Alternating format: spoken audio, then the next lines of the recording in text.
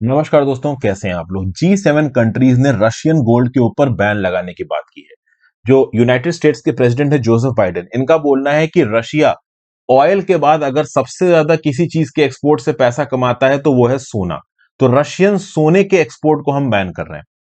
वैसे मैं आपको एक बात बता दूं कि मार्च 2022 में ही जो रशिया की सेंट्रल बैंक के पास सोना था, उस सोने को किसी ट्रांजैक्शन में रशियन बैंक इस्तेमाल ना कर पाए, इस बात के इंतजामात पहले ही यूएस और यूरोपियन कंट्रीज ने कर दिए हैं। मतलब रशिया की सेंट्रल बैंक के पास जो सोना है, उस सोने से कोई भी पेमेंट अपने इंपोर्ट के लिए रशिया नहीं कर सकता। यह पहले ही कहा जा चुका है। और अब तो रशियन गोल्ड पे आउटराइट बैन लगाया जा रहा है। जितना भी रशिया ओवरऑल गोल्ड प्रोड्यूस करता है, वो G7 कंट्रीज में नहीं बिक पाएगा। ये यहां पे यूएस और यूरोप का टारगेट। अब सबसे पहले समझने की कोशिश करते हैं कि कौन कितना सोना पैदा कर रहा है, कौन कितना कंज्यूम कर रहा है, और इंडिया के ऊपर इस चीज का क्या इंपैक्ट पड़ेगा। वर्ल्ड गोल्ड प्रोडक्शन की बात की जाए तो दुनिया में सबसे ज्यादा गोल्ड प्रोड्यूस करने वाली कंट्री है चाइना। चाइना सालाना लगभग 355 मेट्रिक टन ऑफ गोल्ड ये प्रोड्यूस करती है। ज्यादातर जो इनकी माइंस है वो जिनजियांग और शानडोंग प्रोविंसेस में है। तो चाइना प्रोड्यूस करता है 355 metric ton of gold per year. Australia produce करता है 270 metric ton of gold per year. US produce करता है लगता है 237 मेट्रिक टन। रशिया प्रोड्यूस करता है 200 मेट्रिक टन। और साउथ अफ्रीका 190 मेट्रिक टन। तो साउथ अफ्रीका के बारे में आपने सुना होगा, यहाँ बड़ी सारी माइंस है, डायमंड सोना बहुत पैदा होता है। बट साउथ अफ्रीका से भी ऊपर 4 कंट्रीज हैं जो ज्यादा सोना प्रोड्यूस करती हैं। तो रशिया एक कॉम्प्रिहेंसिव अमाउंट ऑफ सोना पैदा करता है अपनी माइनिंग इंडस्ट्री से। तो एक मेजर गोल्ड प्रोड्यूसर की कैटेगरी में आता है रशिया। मतलब रशिया के पास अच्छा खासा सोना है और उस सोने के एक्सपोर्ट करके रशिया पैसा कमाता है। मैं बता दूं, इंडिया टॉप 10 प्रोड्यूसर्स में भी नहीं है। यहाँ पे इंडिया की जो माइनिंग इंडस्ट्री है ना, वो हद से ज्यादा मतलब बैकवर्ड है। हम अपने खुद के गोल्ड रिजर्व्स को माइन नहीं कर पा रहे हैं। वहीं पे कंज्यूमर की बात की जाए कि दुनिया का सबसे बड़ा गोल्ड का कंज्यूमर कौन है, तो वो है चाइना।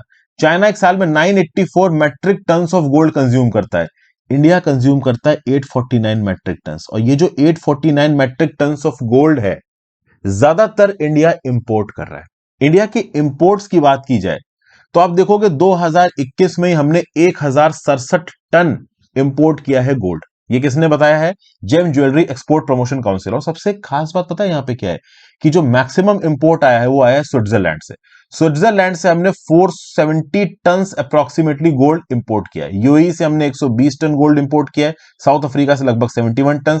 गिनी से 58 टन। अब ओवरऑल ये फिगर्स मैं आपको क्यों बता रहा हूं, अभी रिसेंटली स्विट्जरलैंड ने रिपोर्ट किया है कि यूनाइटेड किंगडम के माध्यम से रशिया का लगभग 3 टन सोना स्विट्जरलैंड के अंदर घुसा है, सैंक्शंस को बाईपास करके।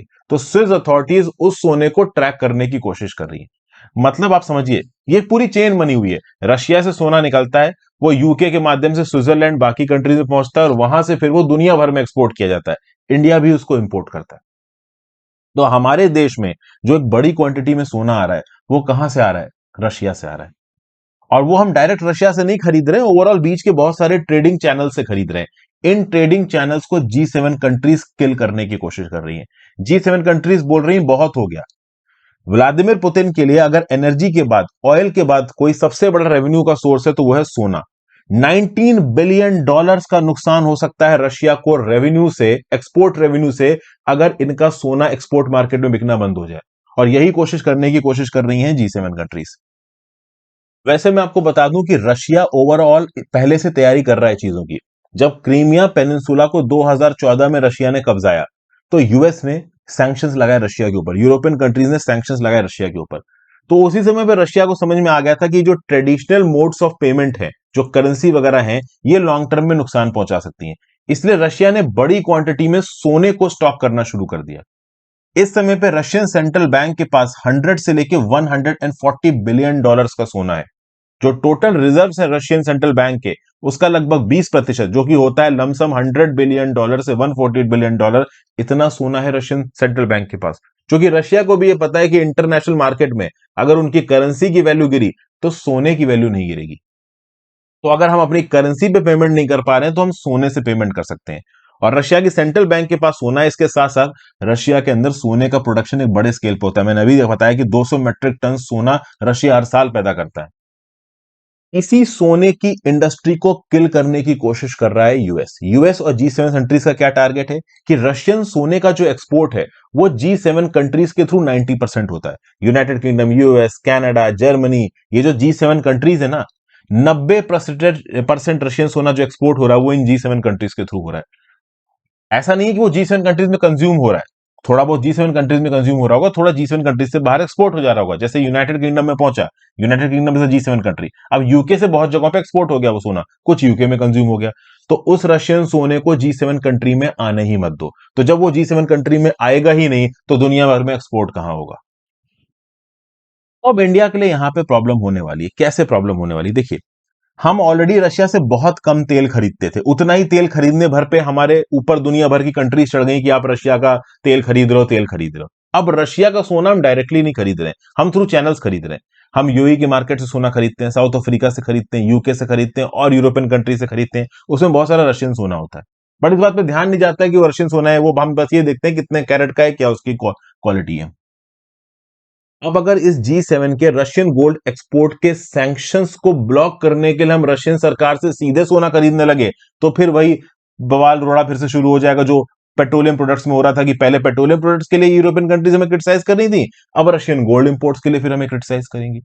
तो ये ओवरऑल प्रॉब्लम यहां पे G7 बैन के थ्रू क्रिएट कर दी है इन G7 कंट्रीज ने। देखिए, डेफिनेटली ये जो G7 कंट्रीज का रशियन गोल्ड बैन है, ये पूरी तरीके से तो रशियन गोल्ड एक्सपोर्ट को बंद नहीं करेगा, लेकिन रशिया की इकोनॉमी को एक हिट जरूर देगा।